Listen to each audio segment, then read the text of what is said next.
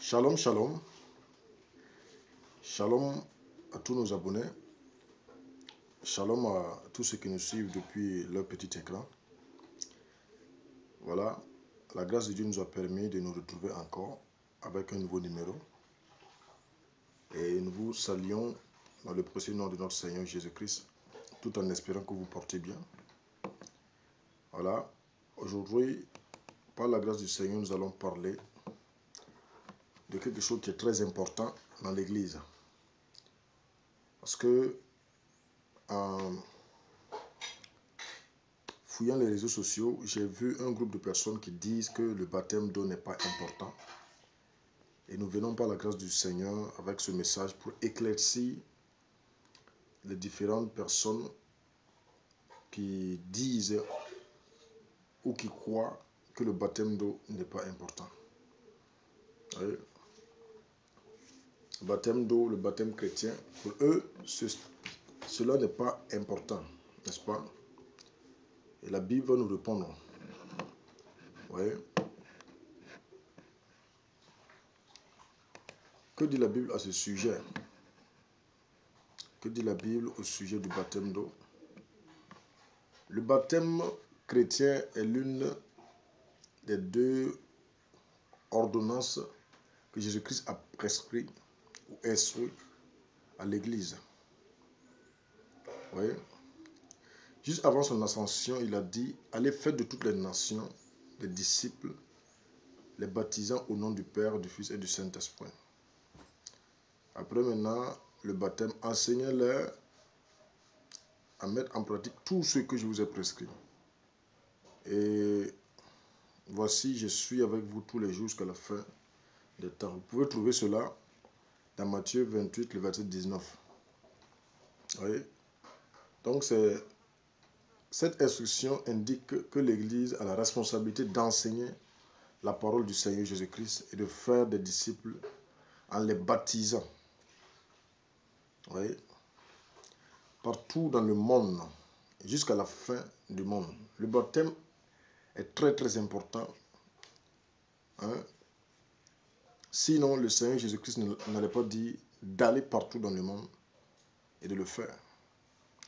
Donc, les propos du Seigneur montrent que le baptême est très très important dans la vie de tous. N'est-ce pas? Voilà. Le baptême étant pratiqué avant la fondation de l'Église. Hein? Avant la fondation de l'Église, bon, tous sont unanimes que l'Église a été fondée par la mort et la résurrection du Christ. Les Juifs de l'Antiquité baptisaient les prosélytes en symbole de leur purification. Et Jean-Baptiste s'est servi du baptême pour préparer le chemin du Seigneur. Bon, d'abord, il faudra noter que quand on parle de prosélytes, ce sont ces gens qui se sont convertis au judaïsme. Ce sont des gens qui sont convertis au judaïsme, les prosélytes. Voilà. Et ces personnes étaient baptisées par les Juifs, qui étaient symbole de leur purification. Voilà. Ils se purifiaient maintenant avant d'adhérer au judaïsme. N'est-ce pas? Donc, Jean-Baptiste s'est servi du baptême pour préparer le chemin du Seigneur. Demanda à tous, pas seulement aux gentils, d'être baptisés, parce que nous avons tous besoin de la repentance. Pas seulement les Juifs, les Grecs et les Samaritains, mais tous ont besoin de la repentance. N'est-ce pas? Le baptême de Jean signifiait la repentance, et cela différent du baptême chrétien, tel que nous le voyons se dérouler en Actes 18, le verset 24 et le verset 26. Hein? Vous pouvez voir toutes ces choses, vous pouvez noter ces versets et la lire à la maison. N'est-ce pas?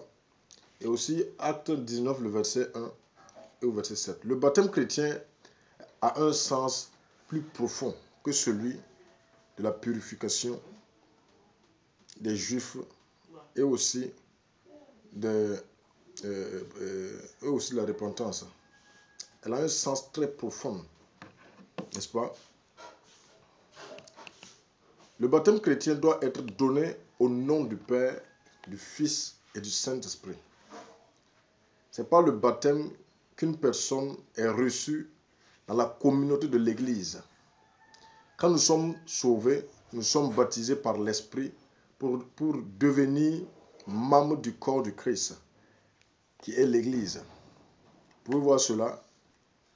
On peut peut-être lire 1 Corinthiens 12, verset 13. Il dit ceci, en effet, que nous soyons juifs ou chrétiens, esclaves ou libres, nous avons tous été baptisés dans un seul esprit pour former un seul corps. Et nous avons tous bu un seul esprit. Le baptême d'eau est une représentation symbolique du baptême de l'esprit. N'est-ce pas? Et par le baptême chrétien, une personne confesse publiquement sa foi et sa décision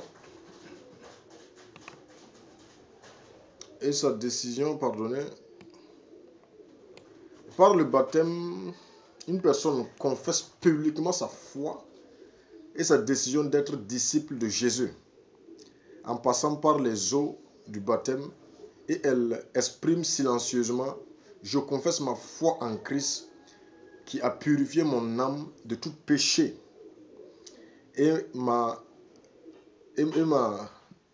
nouvelle vie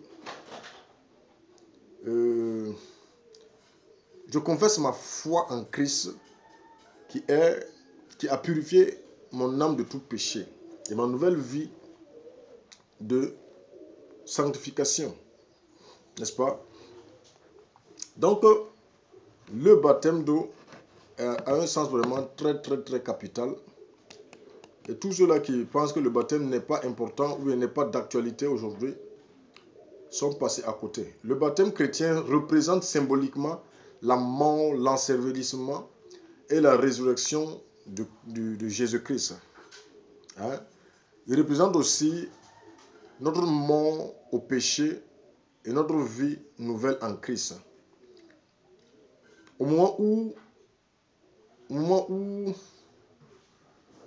le pécheur confesse le Seigneur Jésus, il meurt au péché, selon Romains 6, 11, et ressuscite pour une nouvelle vie. Vous pouvez aussi voir cela dans Colossiens 2, le verset 12. Et l'immersion dans l'eau du baptême représente la mort au péché et la sortie de l'eau représente la vie purifiée et sainte qui fait suite au salut. Hein? Donc, chers amis, vous voyez que le baptême est très important. Hein? Si on lit Romains 6, le verset 4, il exprime ainsi, par le baptême à sa mort, nous avons donc été ensevelis avec lui afin que, comme Christ est ressuscité par la gloire du Père, de même nous aussi, nous menions une vie nouvelle. Vous voyez? L'apôtre Paul explique la profondeur et l'importance du baptême. Vous voyez? Pour résumer, le baptême est un témoignage extérieur d'un changement intérieur qui s'est produit dans la vie du chrétien. Le baptême chrétien est un acte d'obéissance au Seigneur qui est qui lui-même a instauré en disant ceci, allez partout dans le monde, faites de toutes les nations mes disciples. Donc le baptême chrétien est un acte d'obéissance au Seigneur qui a lieu après le salut, n'est-ce pas? Bien que le baptême soit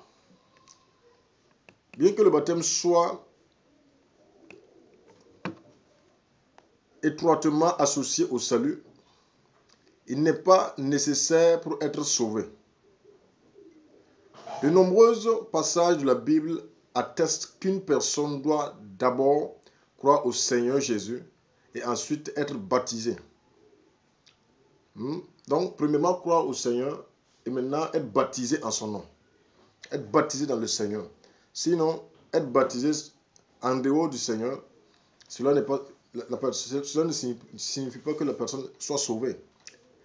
Et le salut. Vous voyez, non? On le voit en Acte 2, le verset 41.